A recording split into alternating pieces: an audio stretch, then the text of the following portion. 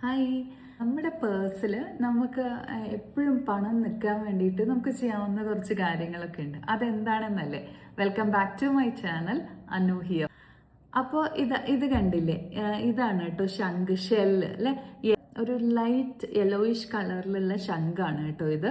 അപ്പോൾ ഇത് ഷോപ്പിലൊക്കെ ഈ ശംഖ് വാങ്ങാൻ കിട്ടും കേട്ടോ. ഈ ഒരു ലൈറ്റ് യെല്ലോയിഷ് കളറിലുള്ള ശംഖാണ് കേട്ടോ വാങ്ങേണ്ടത്. അത് വാങ്ങിയതിനു ശേഷം നിങ്ങളുടെ പേഴ്സിൽ സൂക്ഷിക്കാവുന്നതാണ്. ഓക്കെ, സോ നിങ്ങളുടെ വാലറ്റിൽ ഒന്നോ രണ്ടോ നിങ്ങളുടെ വാലറ്റിൽ വെക്കാവുന്നതാണ്. സോ അടുത്തത് എന്താണെന്ന് വെച്ചാൽ നമ്മുടെ പേഴ്സിൽ മെഡിസിൻ പലരും വെക്കുന്നത് കാണും. അത് ആക്ച്വലി നിങ്ങൾക്ക് അവോയ്ഡ് ചെയ്യാൻ പറ്റുകയാണെങ്കിൽ അത് അവോയ്ഡ് ചെയ്യൂ. പേഴ്സിൽ മെഡിസിൻ വെക്കാതിരിക്കൂ. കാരണം എന്താണെന്ന് വെച്ചാൽ നിങ്ങളുടെ പണം കൂടുതൽ മെഡിസിൻ വാങ്ങുന്നതിനേക്കായി നിങ്ങൾക്ക് ചിലവാക്കേണ്ടതായി വരും. സോ മെഡിസിൻ കഴിയുന്നതും പേഴ്സിൽ വെക്കാതിരിക്കുക. അതുകൂടാതെ തന്നെ ചെറിയ ചില്ലറകളും പലരും നോട്ടിൻ്റെ കൂടെ, അതായത് നമ്മുടെ ഇപ്പോൾ 100 റുപ്പീസ് അല്ലെങ്കിൽ 500 റുപ്പീസ് അല്ലെങ്കിൽ 50 റുപ്പീസ് ഇതിൻ്റെ കൂടെയൊക്കെ ചില്ലറകൾ കൂടെ പേഴ്സിൽ വെക്കുന്നത് കാണാം.